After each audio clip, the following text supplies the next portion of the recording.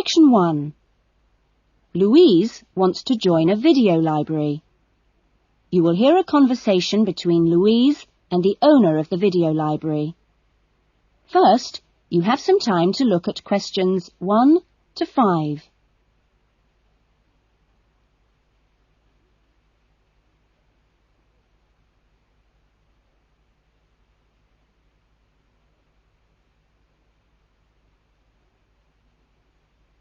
You will see that there is an example that has been done for you. On this occasion only, the conversation relating to this will be played first. Oh, hello. I'd like to join the video library. OK, would you like to fill in the application form now? Yes, I can do it now. Hold on and I'll get a form. Now, I'll just ask you a few questions and then I'll get you to sign at the bottom. Right. What's your full name? Louise Cynthia Jones. Jones. Yes, that's right. Louise's surname is Jones, so Jones has been written on the form. Now we shall begin. You should answer the questions as you listen, because you will not hear the recording a second time. Listen carefully to the conversation and answer questions 1 to 5. Oh, hello. I'd like to join the video library. OK, would you like to fill in the application form now? Yes, I can do it now. Hold on and I'll get a form.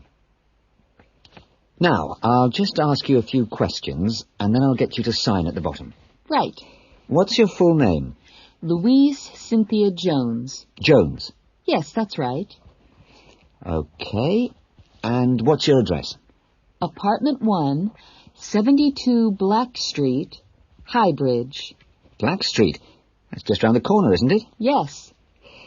OK, so the postcode is 2085, right? Yes, 2085. And your telephone number? I need both home and work. Home is 9835-6712, and work is 9456-1309.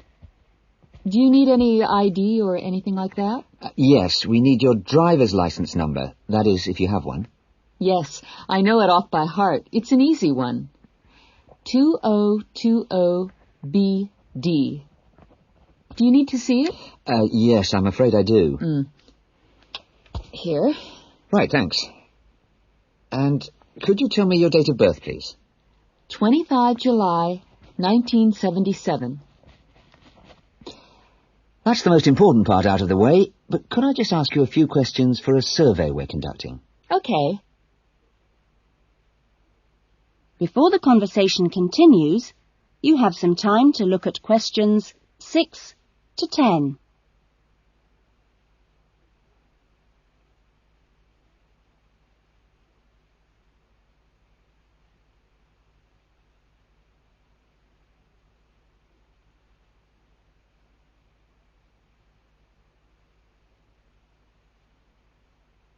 Now listen carefully and answer questions 6 to 10.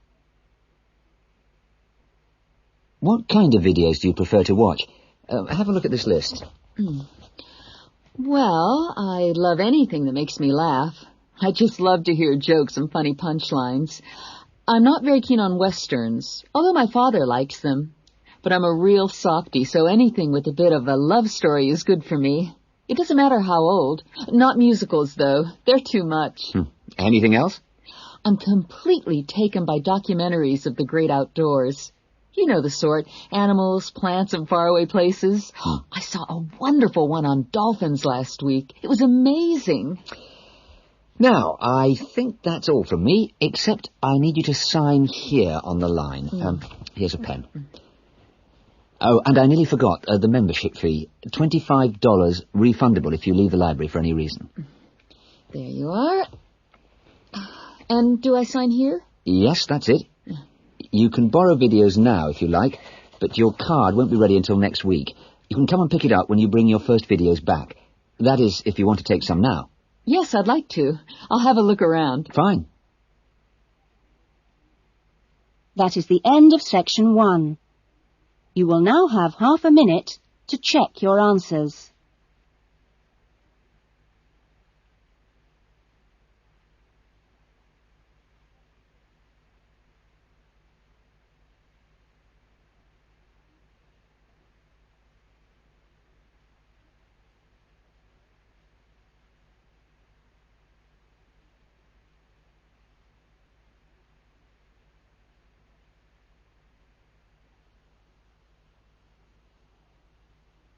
Now turn to Section 2.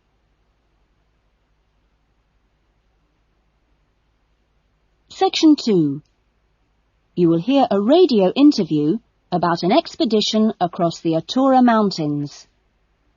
First, you have some time to look at questions 11 to 15.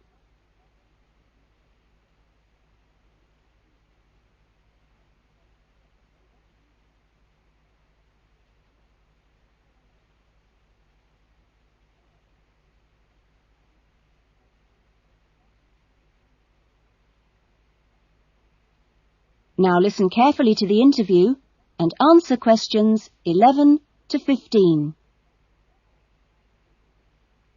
A dream came true in 1995 when, over 96 days of the spring and summer, an expedition of 4 men undertook what they believed to have been the first and only complete end-to-end crossing of Morocco's Atura Mountains. I talked to Charles Owen, the leader of the expedition group, about the trip. Charles, how much planning went on beforehand? Well, as you know, I run these walking trips across the mountains for tourists, and over the years I've collected maps and other data to prepare what I call a route book for this trip. And this book basically shows the route across the mountains that we took. You actually broke records while you were out there, didn't you? Yes, it was 900 miles in total, and we managed to climb 32 peaks that were over 3,000 metres high, including Tube Karl, which is, of course, the highest in North Africa. Yeah. We weren't actually out to make a name for ourselves. It just happened, really. What was the weather like? Oh, it got us right from day one, and we were pretty taken aback, really, to find that it rained on quite a number of days. And so we were forced to start replanning our route almost from the outset. One of the obvious problems is the heavy snow which blocks the mountain passes, so you have to make considerable detours. When we were on the way to Imilchil, for example, the snow forced us into a northern bypass, which was new to us. But anyway, either way, we would have been rewarded because, well, we fell upon amazing high meadows, huge gorges, and wonderful snow-capped mountains. The scenery was as fine as any we saw on the trip, and that was how it was every time. Having to take another pass was never a disappointment. You now have some time to look at questions 16 to 20.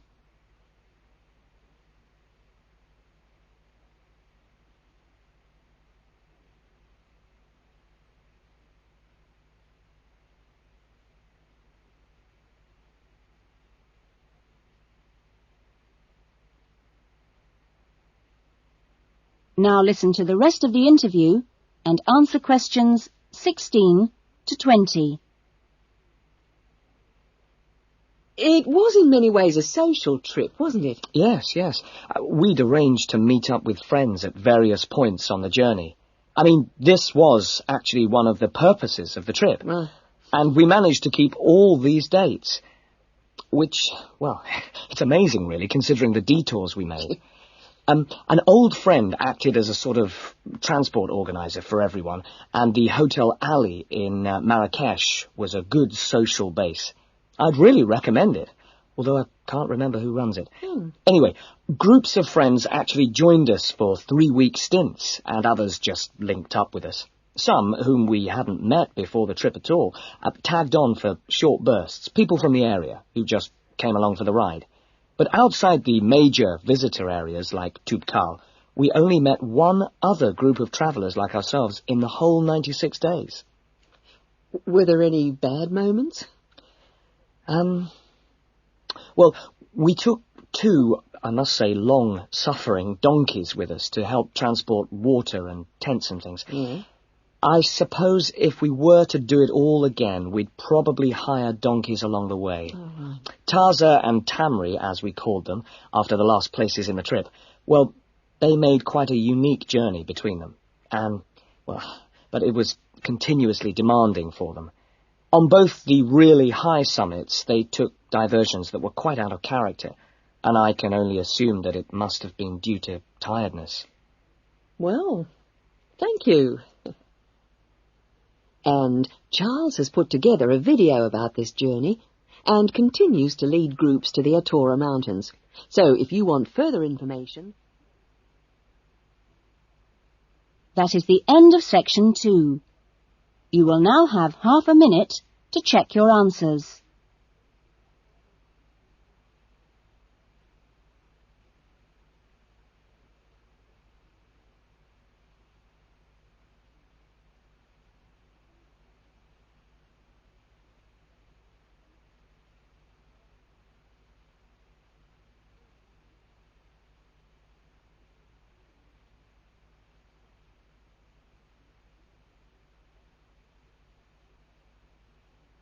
Now turn to section 3.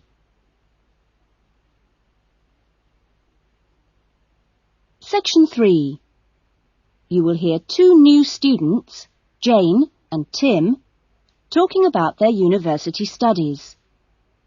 First, you have some time to look at questions 21 to 25.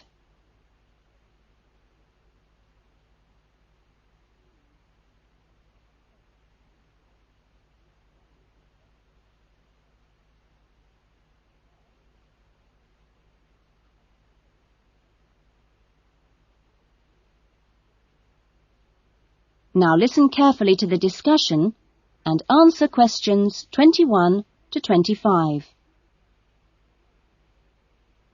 Hi, Tim. Jane. How are you? Fine. I've been wondering when I'd run into you. Have you been here long? I arrived yesterday, on Sunday. How about you? I got here a few days ago, on Saturday. No, wait a minute. What's today?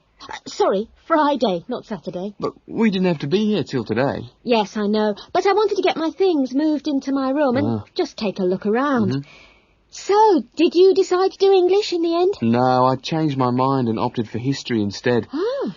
And you're doing biology, if I remember correctly. Yes, although to start with, I couldn't decide between that and geography. How much reading have you got? I was given an amazingly long list of books to read. See? Wow, it does look pretty long. Well, I counted 57. I could hardly believe it. What's your list like? Well, it's not as long as yours, but it's still pretty big. There are 43. I don't know how I'm going to get through them all. Well, you don't have to read them all this week. You just have to stay ahead of the lectures and seminars. Have you got your class schedule yet? Yep, it came with a reading list. When's your first lecture? Tuesday. How about you? The day after. It's my busiest day. I've got 2 lectures in the morning and 1 in the afternoon. Before the discussion continues, you have some time to look at questions 26 to 30.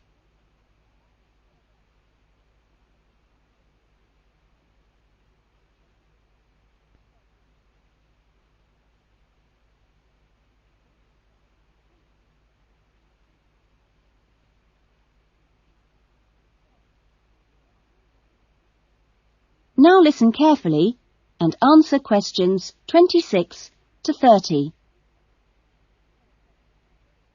It's going to be different from school, isn't it? Yeah, particularly the lectures. Have you got any special strategy for listening to lectures? Well, I'm going to use a cassette recorder and record them all. What? Are you allowed to? Sure. Lots of people do it nowadays. It means you can listen to the lectures all over again later and make really good notes. I couldn't do that. I like to take notes as I'm listening. I usually find I get all the important points. Reading is different, of course. My approach is to skim the book first to see what's important and what isn't. It saves hours of time. But what if you miss something? You don't mean you're going to read every word, do you? Well, that's what I usually do. Well, that's up to you, but I think you're crazy. What's your first lecture on, anyway? Oh, it's a lecture on the French Revolution. The French Revolution? How boring. Oh, it's not boring at all. It was an amazing period of history. It changed everything in Europe. So what's your first lecture about? It's about animal behaviour. It sounds really interesting. Look, I was on my way to the library. I'm going to get some of these books out and start reading for the first essay I've got to write. And what have you got to write about? No, you'll never believe it. I think our professor must have a sense of humour. He's given us the title, Why Study History? That's a good one. When you find the answer, let me know. No, I'm going to enjoy writing it. Have you been given any writing assignments yet? Yes, I've got to write about animal language. That sounds a challenge. I suppose you'll be off to the zoo to do field research. That is the end of section 3. You will now have half a minute to check your answers.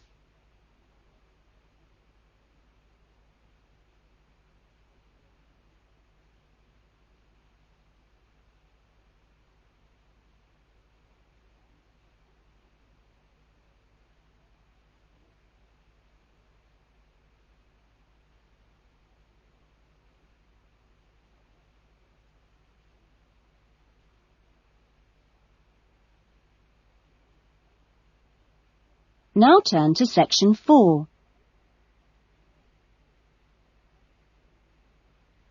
Section 4. You will hear a lecture being given to school leavers on the jobs people can get in sport and the training programs available to prepare for those jobs. First, you have some time to look at questions 31 to 40.